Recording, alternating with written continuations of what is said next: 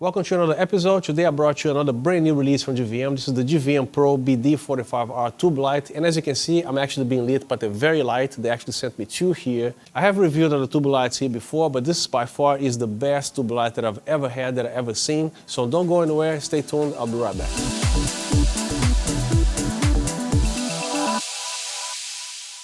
And a quick disclaimer, GVM sent me this tube light for me to review and check it out. I don't get paid to say anything here, and all my words and opinions, they are my own. Most of the reviews that I do here, they're just not reviews talking about the product. I also mix lighting tutorials and techniques, also audio tips, filmmaking in general, and it's a slash review slash workshop kind of video. So I do believe the contents that I provide on this channel will help you guys a lot. So if you want to consider subscribing to this channel, it really helps me out and also helps the channel grow. And also, every single comment that people drop in the comment section, I'll make sure I respond to everything. So once again, thanks for doing that. Here's a beautiful case that this comes with. I'm shooting up with a 24mm, it barely fits the frame. It's very long. And here's the interior. Everything is cushioned and separate. Here's the power supply, the power cord, 2 GVM batteries, and 2 Sony chargers. One of the best things about this light, about setting up and mounting the light, that it features a Arca Swiss type mount, and they do include the little wrench here, so you can actually adjust the distance that you want for the center of gravity. And it also comes included with this, which I already installed. Another great way to mount these lights. They also sent me this mounting hardware, but this is not included with the purchase. This is a separate purchase, and they actually swivel, but there are very big cautions before you try to use this product, in which I'm going to be covering in the video. And here's a piece of Arca Swiss that I had laying around, in which you can actually use to mount right here. This is actually very inexpensive. You can find this on Amazon and B&H. Now here's the manual of the light. If you want to know all the little technical aspects of this light, I'm going to have a screenshot right here so you can actually pause the video and see everything. This light has 300 LEDs inside, and you cannot see the LEDs at all. This is one of the features that I really love about this light. It's extremely soft, as you can see here. Look at the lighting that this thing provides. And this whole thing here is about 46 inches. I'm talking about the real estate where the lights are. So that's a huge tube. Great for music videos or to light a very wide scenario or whatever product or a person here. From the past 10 to 12, 13 products that are previously released from GVM, it looks like they have gone on a different route, making a higher end product instead of the little GVM 800Ds and such. So I'm actually very impressed with the products they actually release here. This particular tube light, like I said, I have a bunch of tube lights before, but this one here, I would say I have almost no complaints about it because it does everything that I want. It provides soft light. I don't see the LED. This whole thing here is made of metal. It comes with the Arca Swiss mount that you can actually do the center of gravity here. This thing moves. There are 1/4 20-inch threads on each end of these tube lights, in which you can actually hook up anything that has a 1/4 20-inch. They also provide a little hook here that you can actually suspend in the air. Another thing to me that's a big deal, see there's 2 batteries here, which by the way, they are included with the purchase of this light, but there are no internal lithium-ion batteries, so when the light dies, you don't have to wait 3, 4 to 5 hours for this thing to charge. So you just swap the batteries and you resume shooting immediately. This tube light also features a RJ45 for your DMX. I don't use DMX here, but in case you need that, it's built in right here. And also a DC option, which means right now this light right here lighting me up is actually on DC, so I don't have to worry about batteries because I usually take a long time to record these videos. And another great advantage of lighting subjects with these lights, not only have a wide way to cover a subject here, these lights of course have no fan, which is another beautiful thing. This thing is huge, which is probably what you're looking for to make a music video, to put these lights on the background there. And again, you can actually suspend the lights. You can mount in many ways for the music video. And again, you cannot see the LEDs, and the 1% is very dim, so it doesn't blow up your exposure. You're gonna see a very nice and bold red, as you can see here. Right now, the light is at 1%. And speaking of power, the light that's above me here, which is the same as this one here, the power of this thing at 100%, it just blew my mind when it comes to a tube light. Right now, again, this light that's actually above my head here as a key light is the same BD45R, and the setting is about 33% at 2-3 feet away from my face. And I'm shooting with the Canon R3 with the ISO at 800. The aperture is f4 from the 24 to 105 lens, and the shutter is 1/80th of a second, and the frame rate is 30 frames per second. So this particular scenario here, and the distance that the light is from my face, A lot of you guys will probably have this distance here, which is a smaller room for your tube, or in case they put you on a tiny doctor office there with a tiny room to actually make these lights fit here. So this LED light as a tube light is actually a great solution for that in case you can't fit a softbox or your cob chip lights and everything. So these lights are very useful for that as well. When you're running this light via DC power supply, which is also included with this light, it doesn't matter if you live in Brazil or United States, since both of these countries they use 110 volts. But if you live in Europe or Asia, India is also 220 volts. This will automatically switch to the proper voltage so you don't have to worry about anything. Now let's talk about mounting these lights here, because I know some of you guys are going to want this for music videos or hang this stuff in a ceiling there somewhere. There are many ways to hook up this light here. As you can see, my favorite way is the Arc Swiss, because once you actually tighten this here, it's not going anywhere. You can also put this on the boom, like you see right here, for extra versatility about tilting the lights and everything. It also features two 1/4 inch on each side of the lights, and they also have included a little hook thing that you can actually use a cable tie to suspend on the ceiling with whatever your creativity lets you. And they also sent me this accessory, which is all made of metal except the knob. It's similar to a GoPro kind of a mechanism right here, as you can see. This particular one here allows you to swivel like that. But according to physics, with a light this heavy, you cannot actually do this because physics will not let you do that. So the safest way for you to use this device right here is to link the lights and place them vertically. You can actually still suspend them on the ceiling using this little hook that they provide here. It comes included with the purchase of this light. This one does not. This is a separate purchase. And they also make one that does not swivel. It's a shorter unit, but you can actually buy that separate as well. But either one, what I'm trying to say here is because physics sometimes can get in the way. This light weighs only 2 pounds. To hand hold the light is very easy. You can actually shoot a whole wedding, whatever it is they want to do. You can actually walk around with this light all day long. But as soon as you actually mount this thing on a boom, especially a cinema grade boom such as that thing right there, the boom itself is extremely heavy. Plus, even though this light only weighs about 2 pounds or almost 1 kilogram, you're gonna have to put some decent amount of weight across the boom there. So every time you're actually doing something like this, things can get very dangerous, and I had a very hard time to actually raise the boom if I need to. So be very careful with that, because as soon as you start loading things like this on the boom, it's a whole other thing to talk about. You do not want to do this by yourself. You need at least 2 or 3 people from your team if you want to put this thing on the boom. So if you want to mount this light on the ceiling, things get a lot easier, and as long as you have either a commercial or a residential ceiling, as long as you have the proper hardware to withstand the weight of the light, especially if you want to link 2 or 3 or 4 of these lights. So this particular unit and the other shorter one that does not swivel, regardless, when you actually mount a light like this, linking the 2 lights together, do not put them horizontally, because physics will not let you do that, because again, the weight of the lights, this thing is going to be very heavy. So if you want to mount a lot of lights with this particular device here, what it's designed for is for you to buy 5 of these lights and make into a pentagon shape, and then everything is going to be a lot safer. All you need to do is to have the proper hardware, the ceiling and the whatever, like a big cable tie or whatever that you want to put in here to hold this in the air. That's going to be a lot safer, because again, but this is going to be very, very heavy. We're talking about 10 kilograms of light or 25 pounds worth of lights. You get what I'm saying? So the more lights you add here, the more dangerous everything becomes. Now let's talk about the 2 things that are very important for filmmaking when it comes to lighting. First is power. The other one is accuracy in color temperature. For example, my ceiling here is LED, and the color temperature is 4200 degrees Kelvin. Therefore, I don't have this light set to daylight. I have it set to 4200 degrees Kelvin as well. So the only con that I have with this light is the warmer color temperature, because it's gonna require me to do some color corrections right there that I don't want to. It's still tungsten, but still you have to do some color correction. Other than that, this light is absolutely amazing, super bright. So again, the main highlights that I love about this light is the fact that I have swappable batteries, DC option, very nice soft diffusion light. As a matter of fact, this light is actually lighting me all the way above my head. There's nothing under here. To correct this, you simply grab it. I have just a miniature here, but you know what I'm talking about.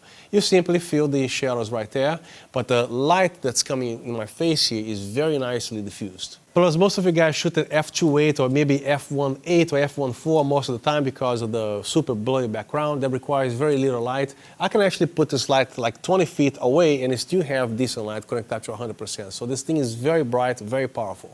I think most of you guys are going to be using these tube lights for video, but this is also great for photography. Again, it has enough brightness, especially if you want to keep the lights close to you. But when you want to do the long shutter, like a 5, 8 second, 3 second exposure, having a subject here with the room completely pitch black or outside or whatever, when you actually do the artistic stuff to move the light around the person, it's not going to be sharp because this light is actually too soft for that. So if you want to mount two lights, you have this shape this way, like a V shape, is very safe as long as you actually lean against the wall there with the V-shaped light.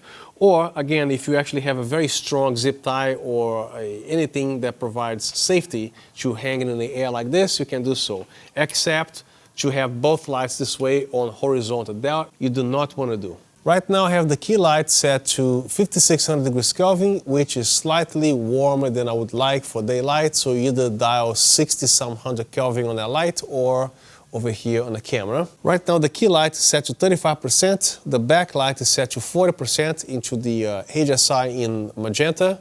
On the camera I have ISO 320, aperture f1.8, and the shutter is 1/80th of a second, and the frame rate is 30 frames per second. The key light is placed exactly 3 feet away from the model, and the light is actually also 3 feet away from the background. If you want to shoot at f2.8, your ISO will have to be around 640, and again, including this distance and this configuration. If you put the light slightly closer, watch that the exposure is going to change dramatically, just by moving a single foot closer. Which in this case, you can actually zoom in and get even more power out of the light if you need a close-up shot. When you shoot wide, obviously you have to have the lights backed out. And the closer the light is from the subject, the softer the light will be. Now let's check it out to see how this looks like at full blast and what the camera can do. So right now, everything is blasted to 100% power, the back and the front light. So right now I'm at f1.8. All you have to do is to lower your ISO to about 160. And again, I'm shooting at 1/80th of a second. That's not going to change, only the aperture and the ISO. Then let's go f2.8. And then the ISO should be approximately 320. And then at f4, it looks good at the 640. If you like a little bit brighter, you can do 800. And if you want to do something crazy like f8, for example, you have to shoot at least ISO 2500, which the R3 can handle videos like this here. So right now, let's test the green magenta and see what it does. I wish that wasn't upside down, but I'm pretty sure you can actually read this here. Right now, I'm at the green magenta tab set to 0, and then I'm going to be going all the way down to the full magenta, so you can see how magenta it can get. And then, let's go back to 0, and then I'm going to do the green side, all the way to 50 as well. You can also buy grids for this light. They are very heavy duty, but they require a separate purchase. Now I have one as a key light, the other one on the back, both with the grids installed. So let's take care of the background lighting first, and this is what you get. And then quickly go to the auto device, and then about 40% that should look right. And this is what you get here. So the key light and the backlight. Now let's remove the grid and see what happens. I already removed the Velcro, so it will be a quick thing to do here. As you can see, it works very well. And then remove the grid.